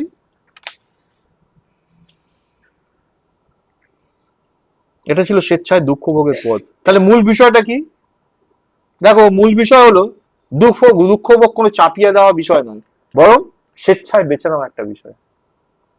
আমরা যেখানে ভুল করি এইখানে এক্ষুনি দেখবো ঈশ্বরের পরিকল্পনা যে আমরা অনেক দুঃখ এড়িয়ে যেতে পারি। গডস প্ল্যান, আমরা এড়োতে পারি, কিন্তু ঈশ্বরকে সেবা করার জন্য আমরা আনন্দের সঙ্গে এমন পথ বেছে নিই যা সাধারণ মানুষের পথ থেকে আলাদা। গ্রেটেস্ট এক্সাম্পল শল, যিনি পৌল হলেন, তাই না? কেমন ছিল তার জীবনটা? ইহুদি স্ট্যান্ডার্ড অনুযায়ী কেমন ছিল জীবনটা? ইহুদিদের চোখে তিনি কেমন ছিলেন? একদম টপ বস, টপ লেভেলের। এত কিছু থাকা সত্ত্বেও তিনি স্বেচ্ছায় কি করলেন? খ্রিস্টের জন্য দুঃখ ভোগের পথ স্বীকার করলেন। মসি, অ্যাবান্ডান্ট রাজকুমার, একটা ঘটনার পরিপ্রেক্ষিতে সে রাজবাড়িতে মানুষ হয়ে গেছে, রাজপুত্রের পরিচয় বড় হয়ে গেছে, সেই লেখাপড়া, সেই স্ট্যান্ডার্ড সবকিছু হয়েছে, কিন্তু একদিন যখন তার কাছে প্রকাশ এলো, সে ওই সমস্ত কিছুকে ছেড়ে দুঃখ ভোগের পথ বেছে নিল। অপশন ছিল তো, না নিলেও তো পারতো। হ্যাঁ, বুঝতে পারছো কি বলছি আমি? তাহলে ঈশ্বরের পরিকল্পনা যে আমরা এমন অনেক দুঃখ এড়িয়ে যেতে পারি, ইচ্ছা করলে এড়িয়ে যেতে পারি, কিন্তু ঈশ্বরকে সেবা করার জন্য আমরা আনন্দের সঙ্গে এমন পথ বেছে নিই, আনন্দের সঙ্গে বেছে নিই। পৌল বলছে তার শ্রেষ্ঠতা উপযুক্ত আমি আমার জিনিসগুলোকে মনোবাদ গণ্য করছি। I hate all this things. তাহলে বেছে নিই যা সাধারণ মানুষের পথ থেকে, সাধারণ মানুষ ভাবতেই পারে না, পাগল নাকি লোকটা, সাধারণ মানুষের পথ থেকে আলাদা। এটাই হচ্ছে দুঃখ ভোগের মানসিকতা। প্রভুর প্রত্যেক কর্মীর চরিত্রে একটা মৌলিক প্রয়োজন এটা। যদি তার মধ্যে দুঃখ ভোগের মানসিকতা না থাকে, আবার বলছি দুঃখ ভোগের মানসিকতা, দুঃখ ভোগ নয়, এই মানসিকতা না থাকে, তবে তার কাজ খুব সামান্যই রেজাল্ট দেবে, খুব সামান্যই ফল দেবে, এবং সেগুলোর কোয়ালিটি হবে রুটলেস, অগভীর, কোনো গভীরতা থাকবে না। ঈশ্বরের চোখে এমন কর্মী কার্যকর হতে পারে না। এবার অনেক সময় আমরা অনেকেই কল্পনা করি, হ্যাঁ আমার জীবন অনেক দুঃখ ভোগের মধ্যে দিয়ে আমি যাচ্ছি। কম্প্যারিজন দেখো, শাস্ত্র যখন দুঃখ ভোগের কথা বলে তখন এটা দুটো ভিন্ন বিষয়কে আলাদা করে। একটা হচ্ছে দুঃখ ভোগ করা, আর একটা হচ্ছে দুঃখ ভোগের মানসিকতা থাকা। একটা দুঃখ ভোগ করা আর একটা দুঃখ ভোগের মানসিকতা থাকা। চুরি করিয়া চপেটাঘাত প্রাপ্ত হইলে তাহাতে কি ফল ধরছে? এক চড় খেয়েছি, প্রভু আমি তোমার জন্য দুঃখ ভোগ করলাম, আর আমি চুরি করিনি, চড় খেয়েছি, দুটোর মধ্যে তফাৎ আছে। দেখো, দুঃখ ভোগের মানসিকতা হলো খ্রিস্টের জন্য স্বেচ্ছায় দুঃখ ভোগ করার ইচ্ছা। কিসের স্বেচ্ছায়? ভালো করে বুঝে, এই কথাটা খুব ইম্পর্টেন্ট। যিশুর জন্য, প্রভুর জন্য স্বেচ্ছায় এই দুঃখ ভোগ করার ইচ্ছে। এটা একটা কি বলবো, ভেতরের একটা প্রিপারেশন, একটা অন্তরের প্রস্তুতি। যে কোনো কষ্ট আসুক আমরা সেটা দৃঢ়তার সাথে গ্রহণ করবো, এটা হচ্ছে অ্যাটিটিউড। যে কোনো কষ্ট আসুক আমরা সেটাকে অ্যাকসেপ্ট করবো। যারা দুঃখ ভোগের মানসিকতা রাখে তারা হয়তো বাস্তবে সবসময় দুঃখ ভোগ করেই না, করছে না, অ্যাটিটিউডটা এইটা, কিন্তু ইন রিয়েলিটি তারা হয়তো করছে না, কিন্তু তাদের অন্তরে একটা অলওয়েজ প্রিপারেশন আছে, অলওয়েজ প্রিপারেশন আছে। এক্সাম্পল শুধু, প্রভু তোমাকে খাদ্য, বস্ত্র, আরামদায়ক বাসস্থান দিয়ে আশীর্বাদ করে দিন, ভালো কাজ করো, ভালো চাকরি করো, তা প্রচুর টাকা মাইনে পাও, খাওয়া দাওয়ার অভাব নেই, জামা কাপড়ের অভাব নেই, ভালো বাড়ি আছে, করতেই পারেন, প্রভু করেছেন, তুমি সেগুলো গ্রহণও করতে পারো। প্রভু দিয়েছেন, তুমি অ্যাকসেপ্ট করেছো, এগুলো হচ্ছে তারই ব্যবস্থা, তিনি দিয়েছেন, কারণ তিনি তো ভালোবাসেন তাই তিনি দিয়েছেন। কিন্তু অন্তরে ওই অবস্থায় সবকিছু পেয়ে তোমার অন্তরে তোমার দুঃখ ভোগের মানসিকতা থাকতে হবে। অর্থাৎ বাহ্যিকভাবে তুমি কষ্ট পাচ্ছ না, কিন্তু অন্তরে তুমি প্রস্তুত আছো খ্রিস্টের জন্য দুঃখ ভোগ করতে। এক সেকেন্ডে তুমি ছেড়ে বেরিয়ে চলে যাবে। এটা হচ্ছে দুঃখ ভোগের মানসিকতা। এখানে মূল প্রশ্ন হলো, যখন পরিস্থিতি শান্ত সহজ হয় তখন তোমার অন্তরে কি দুঃখ ভোগের মানসিকতা আছে? যখন সবকিছু ঠিকঠাক তখন কি তুমি রেডি? স্কুলে ভালো রেজাল্ট হয়েছে,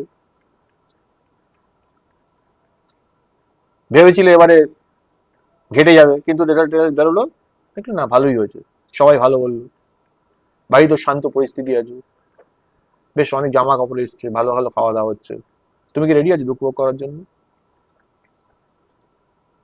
আরেকটা হচ্ছে, স্কুলে গেছো, রেজাল্ট হাতে দিয়েছি, তুমি জানতেই কিরকম পরীক্ষা দিয়েছো, রেজাল্টও সেরকমই হয়েছে,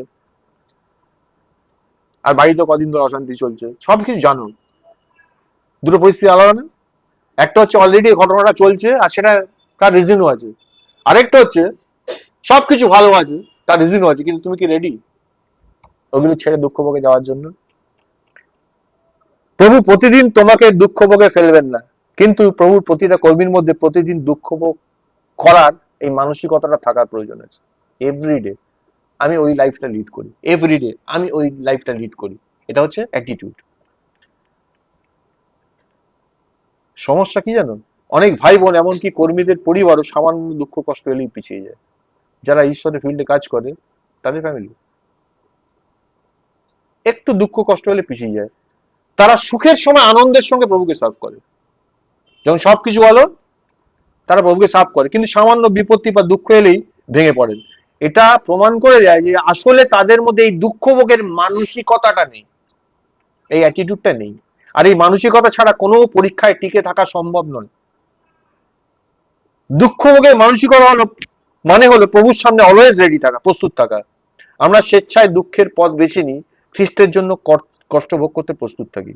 যদি প্রভু আমাদের জীবনে দুঃখ আসতে না দেন, সেটা তার সিদ্ধান্ত। প্রভু আমার জীবনে সারাটা জীবনে একটা মানুষ কেটে দিল, তার জীবনে কোনো দুঃখকে অ্যালাউই করেননি প্রভু, এটা তার সিদ্ধান্ত। কিন্তু আমাদের দিক থেকে আমরা সর্বদা প্রস্তুত থাকি, এনিথিং আসবে আমরা সেটাকে অ্যাকসেপ্ট করবো। That is the difference, that is the attitude. যখন পরিস্থিতি বদলায় এবং পরীক্ষা আসে, আমরা তা অস্বাভাবিক মনে না করে দৃঢ়তার সঙ্গে গ্রহণ করি। আজকে আমি ভালো আছি, সবকিছু স্টেডি আছে, কালকে সবকিছু এলোমেলো হয়ে গেল, ইয়োবের মতো সবকিছু এলোমেলো হয়ে গেল, সব প্ল্যান ফ্যান ঘেটে গেল, কি হয়?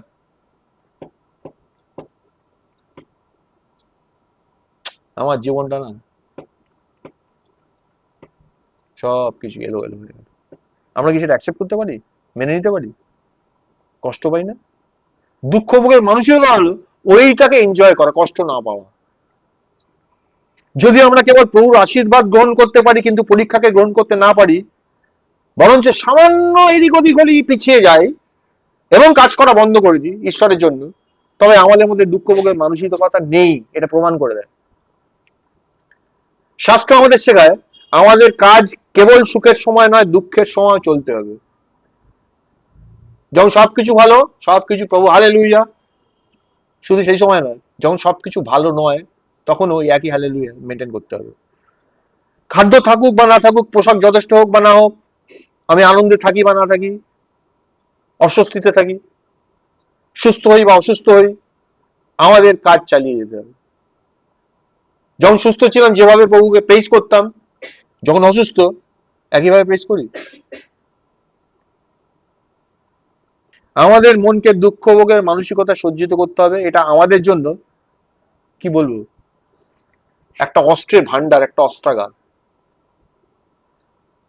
একটা ধারালো অস্ত্র যার বিরুদ্ধে শয়তান টিকে থাকতে পারে না।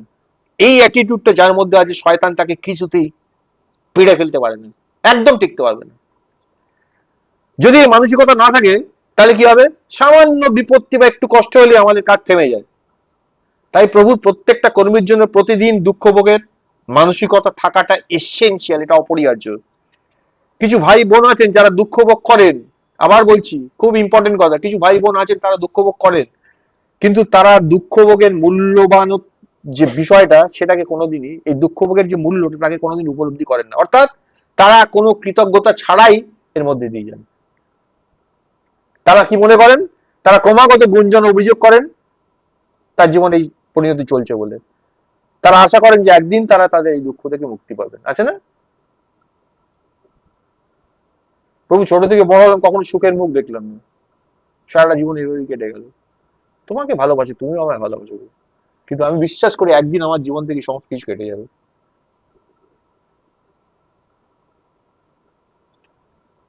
তাহলে এই যে ফেসটার মধ্যে দিয়ে যাচ্ছে, তাতে কি আছে, তার রিভোল্ট আছে, গুঞ্জন আছে, একটা অভিযোগ আছে, আর একটা আশাও আছে যে এই জিনিসটা কেটে যাবে। তারা প্রার্থনা করেন, কিন্তু কখনো এই পরিস্থিতির মধ্যে দিয়ে যাচ্ছে বলে প্রভুর প্রশংসা করে না। প্রভু তোমায় ধন্যবাদ দিই, তুমি আমায় এর মধ্যে দিয়ে নিয়ে যাচ্ছ, তুমি প্রত্যেকদিন আমার সঙ্গে আছো, কখনো করে না। প্রার্থনা করে প্রভু আমাকে বার করো এই জায়গা থেকে। তারা আত্মার শাসনকে আন্তরিকভাবে গ্রহণ করেন না, এটা আসলে স্পিরিটের টিচিং, ট্রেনিং। কখনো তারা সেটাকে আন্তরিকভাবে গ্রহণ করে না যেটা তাদের উপর আসে, বরং তারা প্রার্থনা করেন যেন এই দিনগুলো তাড়াতাড়ি কেটে যায় আমার জীবন থেকে। প্রভু আর কত তাড়াতাড়ি ক্লাস 10টা কমপ্লিট হয়ে যাবে, তারপর অঙ্ক করতে হবে না।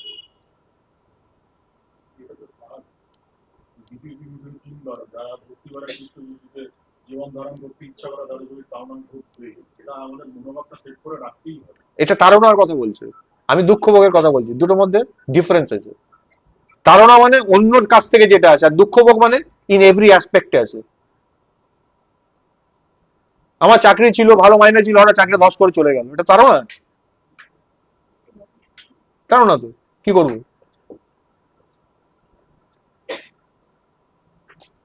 দুঃখ ভোগের মানসিকতা একটা অ্যাবসলিউট অন্য জিনিস। যখন আমি আমার জীবনে সবকিছু স্মুথ নয়, তখন কি আমি ইকুয়ালি প্রেইজ করি প্রভুকে? আমি কি প্রভুকে ইকুয়ালি আনন্দ করি? যখন আমি সবকিছুকে অতিরিক্ত ভাবে এনজয় করি, তখন যেভাবে প্রভুকে আনন্দ করি, প্রভু প্রেইজ করি, যখন কিছু নেই এবং উল্টে নেগেটিভ সিচুয়েশনের মধ্যে দিয়ে যাই, তখন কি ওই একই ইন্টেন্সিটিতে আমি আনন্দটা করি? দ্যাট প্রুভস আমার দুঃখ ভোগের মানসিকতা নেই। যদি থাকতো, সেম ইন্টেন্সিটিতে আনন্দ করতাম। যখন পোলকে ডাঞ্জনের মধ্যে বেঁধে রেখেছে বছরের পর বছর ধরে, যেখানে ময়লা, শহরের সমস্ত ময়লা আবর্জনা যায়, মানুষের বর্জ্য পদার্থ পাস হয়, তার উপর কুটুরিতে সে বছরের পর বছর রয়েছে, সেখানে বসে একটার পর একটা চিঠিয়ে গিয়ে যাচ্ছে, প্রেইজ করছে প্রভুকে, এনজয় করছে নাই। যখন তাকে মেরে ফাটিয়ে দিয়েছে, জেলখানা আটকে রেখেছে, ও আর শিল মিলে কি করছে? প্রেইজ করছে, ওয়ার্শিপ করছে। এটা প্রুভ করে দেয় ও ইকুয়ালি এনজয় করে।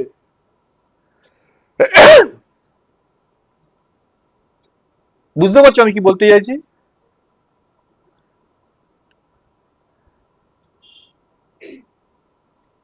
স্যার, যে ভাই বোনেরা তাদের জীবনে যখন এই ধরনের কোন সিচুয়েশন আছে, তারা সময় প্রার্থনা করতে কত তাড়াতাড়ি এর থেকে তারা বেরোবে, তাহলে মনোভাব প্রকাশ করে যে তাদের মধ্যে দুঃখ ভোগের মানসিকতাটা নেই। দুঃখ ভোগের একটা মানসিকতা আছে, একটা হচ্ছে দুঃখ ভোগ, একটা হচ্ছে দুঃখ ভোগের মানসিকতা। সবার জীবনে দুঃখ ভোগ নাও থাকতে পারে, আসে চলে যায়, কিন্তু সে অলওয়েজ রেডি আছে, I am agree to do this, I am agree to journey through this. দেখো, প্রত্যেক ভাই বোনদের বলছি, যদি শান্ত সময় আমাদের মধ্যে দুঃখ ভোগের মানসিকতা না থাকে, যখন সবকিছু ঠিক আছে, তবে আমরা কেবল মসৃণ পথে চলার উপযুক্ত হবে। যখন সবকিছু ঠিক, প্রেইজ দ্য লর্ড, হালেলুয়া। একবার পথ কর্দমাক্ত হয়ে গেলে, কাদাময় হয়ে গেলে, আমরা প্রভুর সেবা বন্ধ করে দেবো। দাঁড়াও, এখন আর বলো না, আগে এই যে অ্যাপ্লিকেশন গুলো লিখে নি, সামনের সপ্তাহে ছেলের ফিস দিতে হবে স্কুলের, আর এই সময় আমার চাকরিটা গেল। একজন বলতে এসেছিল যে প্রভুর একটা বিষয় বা কোনো একটা প্রার্থনার বিষয় নেই, এখন না, পরে আমি আমি তোমার সঙ্গে যোগাযোগ করে নেবো। এখন আমাকে এত কাজ খুঁজতে হবে, হয়ে গেছে, এনজয় ফেঞ্জয় সব চলে গেছে, প্রভুকে এনজয় করা যাচ্ছে। আর আমি রিয়েলিটির কথা বলছি। তাই বলছি, দুঃখ ভোগের মানসিকতা দুঃখ ভোগের থেকে আলাদা। যদি আমাদের মধ্যে দুঃখ ভোগের মানসিকতা থাকে, প্রভু হয়তো আমাদের দুঃখ দেবেন না। মানসিকতা থাকে, মেবি প্রভু দুঃখ দেবেন না, কোনোদিনই দিলেন না দুঃখ। কিন্তু যখন আমরা দুঃখের সম্মুখীন হব, আমরা আমাদের অন্তরে প্রস্তুত থাকবো এবং কখনোই পিছিয়ে যাব না, আমরা এনজয় করবো। আমরা একইভাবে প্রভু ধন্যবাদ করবো, আমাদের হৃদয়টা, অন্তরটা কৃতজ্ঞতা সবসময় পূর্ণ থাকবে। ইয়োবের স্ত্রী যখন ফাইনাল ইয়োবকে বলছে, আর কতদিন তুমি ধরে রাখবে, কতদিন ধরে রাখবে, এবার জলাঞ্জলি দিয়ে চলো, মরো গিয়ে যাও, বলেছিল কথাটা। মূর্খ স্ত্রীলোক, কি বলছো তুমি? সে তার মতো করে ব্যক্ত করছে।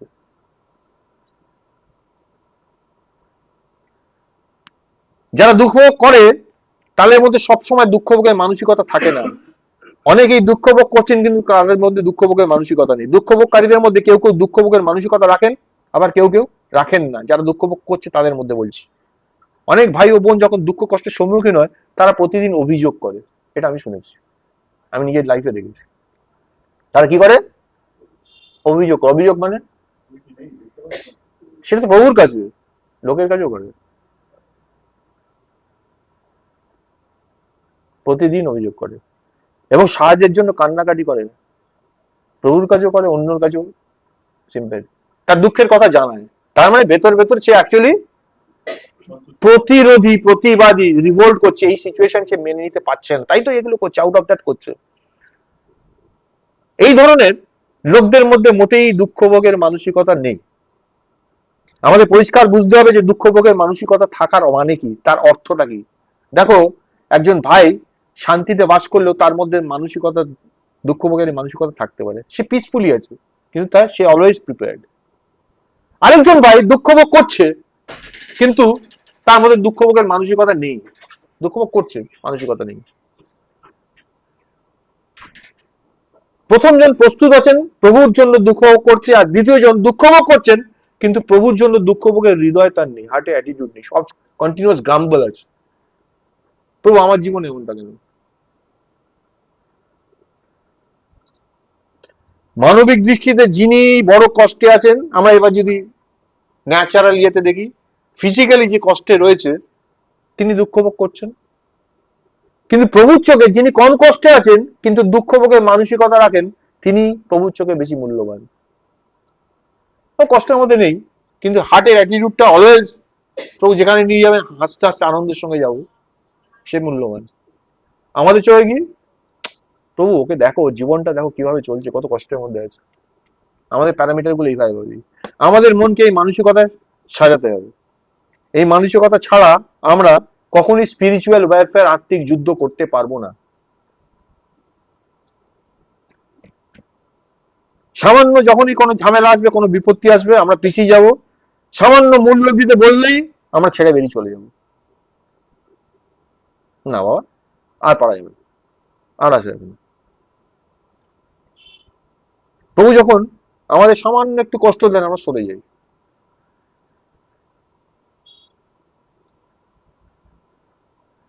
আর পরীক্ষার সময় কেউ যেন না বলে প্রভু দিকে আমার পরীক্ষা হচ্ছে, বলেন লেখা আছে না বাক্যে। আমরা কতটা দুঃখ ভোগ করছি সেটা নয়, বরং আমাদের মধ্যে কতটা দুঃখ ভোগের মানসিকতা আছে সেটাই আসল। আমাদের স্বাভাবিক ধারণা হলো যে ভাই বেশি দুঃখ ভোগ করছে, বা ভাই বা বোন, তিনি ঈশ্বরের অনুগ্রহ বেশি জানেন। এটা আমাদের স্বাভাবিক ধারণা। ওই মানুষটা জীবনে যা যার মধ্যে দিয়ে গেছে না, প্রভু ধন্যবাদ, ঈশ্বরকে ধরে রেখেছেন। আমাদের ধারণা ও ঈশ্বরের অনুগ্রহ অনেক বেশি জানেন। দেখো, কিন্তু অনেক সময় দেখা যায় আমরা তার কাছ থেকে কোনো সাহায্যই পাই না, মানে স্পিরিচুয়াল কোনো হেল্প পাই না, কারণ সে ভাই বা বোন তার মধ্যে কোনোদিন কোনো দুঃখ ভোগের মানসিকতা ছিলই না। সে ওর মধ্যে গেছে যে কিন্তু গ্রাম্বল করতে করতে গেছে, তাই তার মধ্যে থেকে স্পিরিচুয়াল কিছু পাওয়ার কোনো আশা নেই। তিনি ওই যে দুঃখ ভোগ করেছেন পুরোটাই অনিচ্ছায় করেছেন।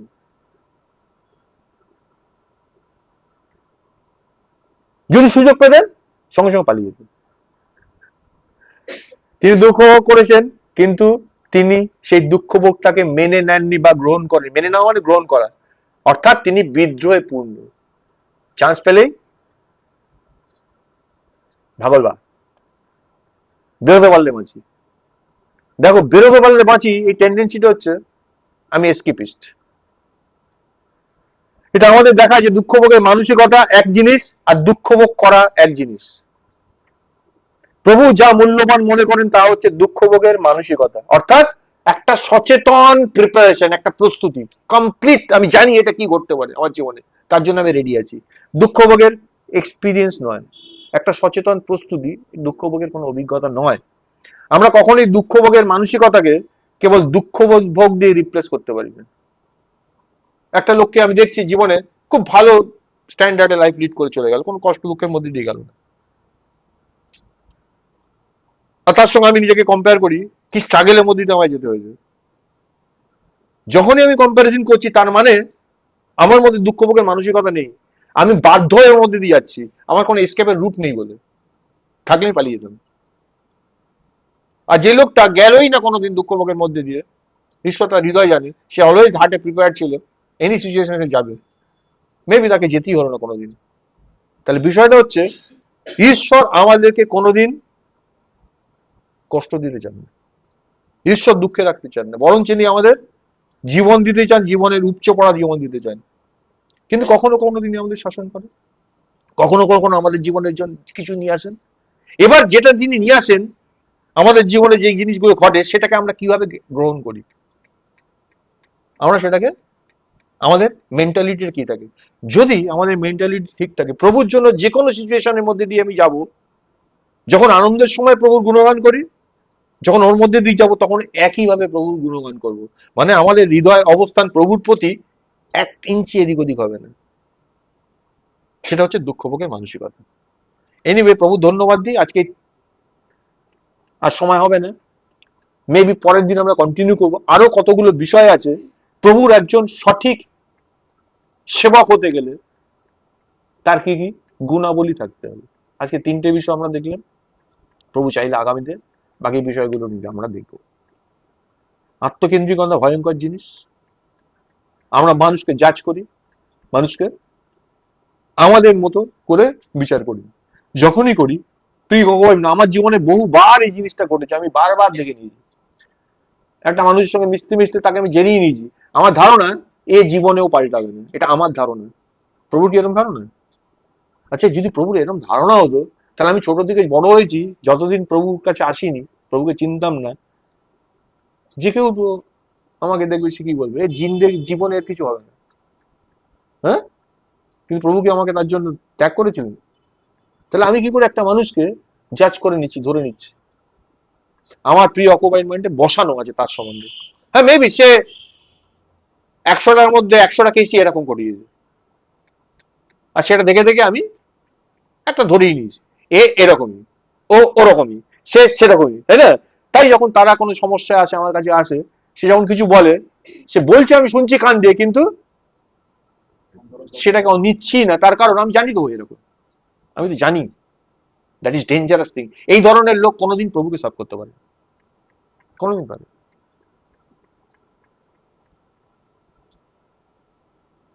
আমি নিজেকেই জানি না।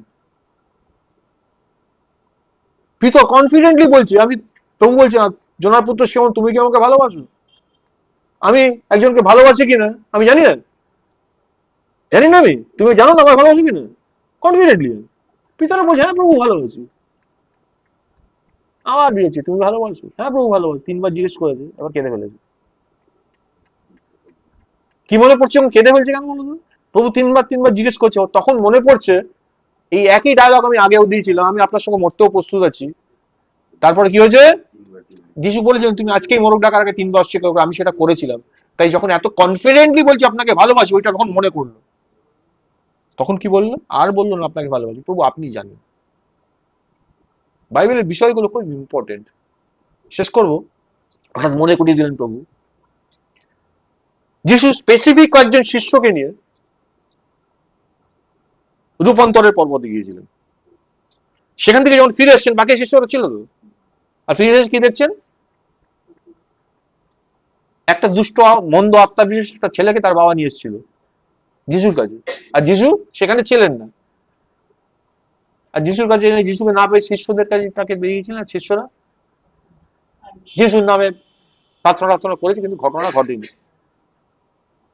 আর লোকেরা তখন ঘিরে ধরে একটা জটলা হচ্ছে, একটা বচসা হচ্ছে।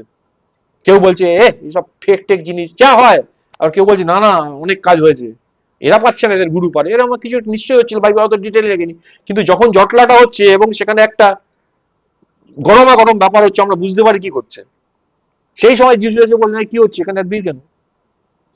ছেলেটির বাবা যিশুকে দেখতে পেয়ে দৌড়ে এসে যিশুকে কি বললো? আমার ছেলে ছোটবেলা থেকে এরম এরম, তাই আমি আপনার কাছে এসেছিলাম, কিন্তু আপনি ছিলেন না। আপনার শিষ্যদের কাছে নিয়ে গেলাম, কিন্তু তারা পারলেন না কিছু করতে। দেখুন, আপনি যদি পারেন,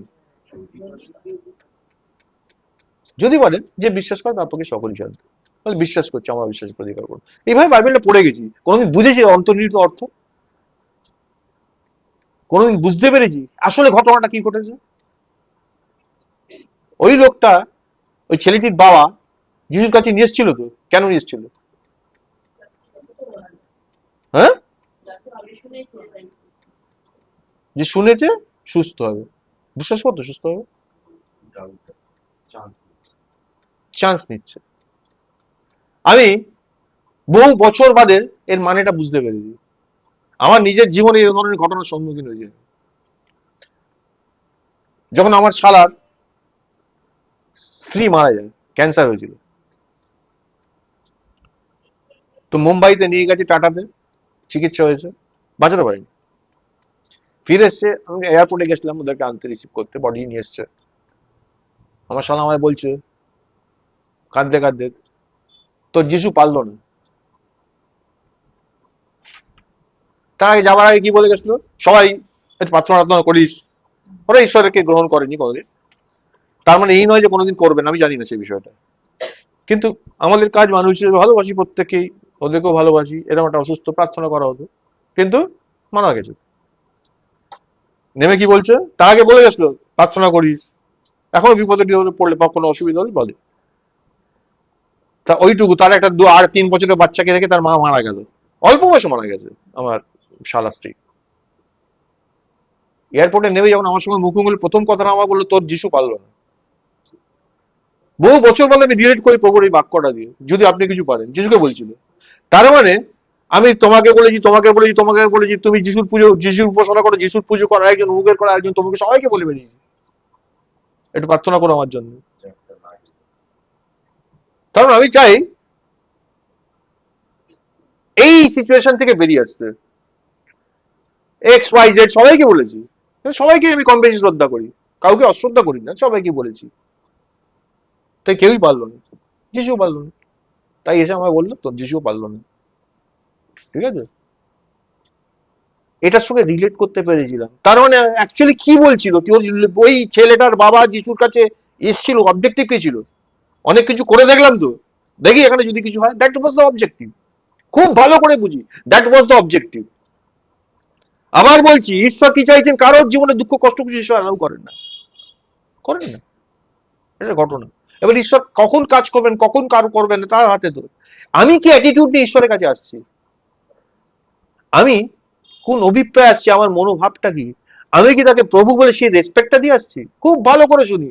যখন বললো আপনার শিষ্যরা পারেন, আপনি যদি পারেন, যিশু উত্তর, যদি পারেন, যে বিশ্বাস করে তার পক্ষে সকলই সাধ্য। ছেলেটার বাবা আর বলেনি রোগ ধরে ফেলেছে, ছেলেটার বাবা রোগটা ধরতে পেরেছে, রোগটা ছেলেটার না, ছেলেটার বাবা। কি বললো? বিশ্বাস করছে, আমার অবিশ্বাসের প্রতিকার করুন, আর ছেলেকে সুস্থ করতে হবে না। এই যে আনফেথফুলনেসটা আমার মধ্যে আছে, ওইটাকে ঠিক করে দিন, দ্যাটস অল।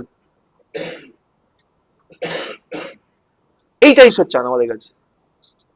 আর এই কথাটা বলার পরে পরেই তার মানে ও নিজেকে, সেদিনকে এই প্রভুর যে আলো যখন আসে বলে নিজের অবস্থান বুঝতে পারি, প্রভু ওর আলোটা যখন ওর সামনে জ্বলে উঠলো, নিজের অবস্থান বুঝতে পারলো, আর এই অবস্থান থেকে বেরোতে চাইলো, ইমিডিয়েট ঈশ্বর কেমন ছেলেটাকে আমার কাছে নিয়ে আসুন, 1 সেকেন্ডের মধ্যে ঠিক হয়ে গেল, হয়ে গেল, প্রবলেম সলভ। হ্যাঁ, সমস্যা কোথায়? তোর যিশু পারলো না, আমার যিশু কোনোদিনও পারবেন না, কারণ যিশু তো আমার নয়, যিশু সকলের। ভালো করে বুঝি।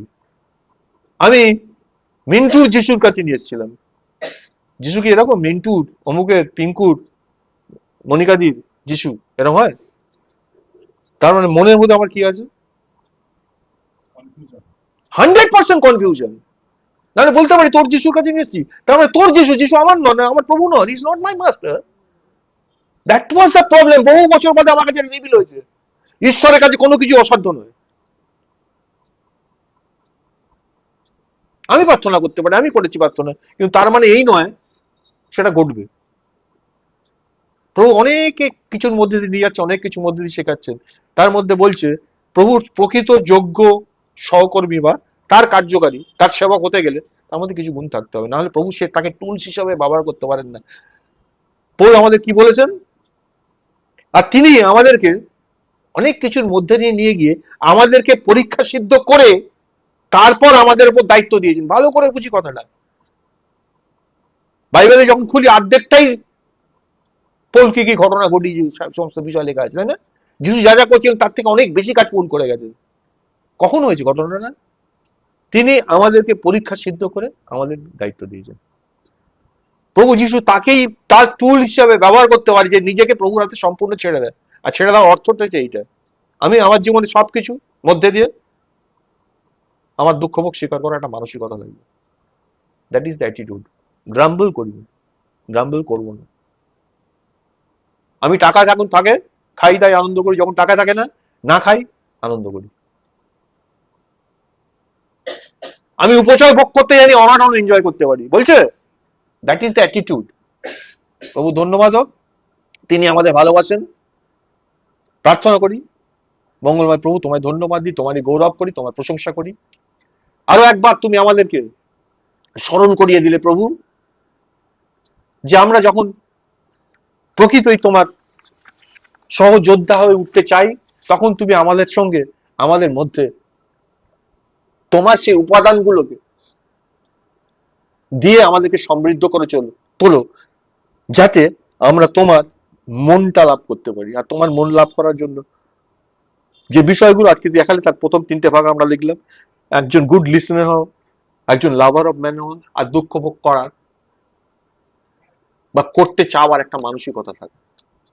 এরপরেও আরো কিছু বিষয় আছে, তা সত্ত্বেও প্রভু যে বিষয়গুলো তুমি আমাদের বললে, সেগুলো আমাদের হৃদয়ে স্থান পেতে দাও প্রভু। আমরা যেন নিজেদেরকে চিনতে শিখি, নিজেদেরকে বুঝতে পারি, আর কোথায় কোথায় আমাদের কি কি টিউনিং এর অভাব আছে, সেটা তুমি আমাদেরকে তোমার আলোতে দেখিয়ে দাও।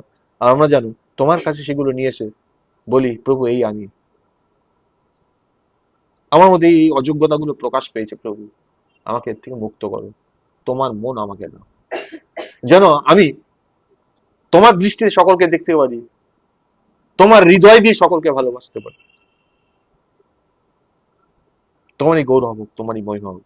যিশু নামে প্রার্থনা চাই, আমেন।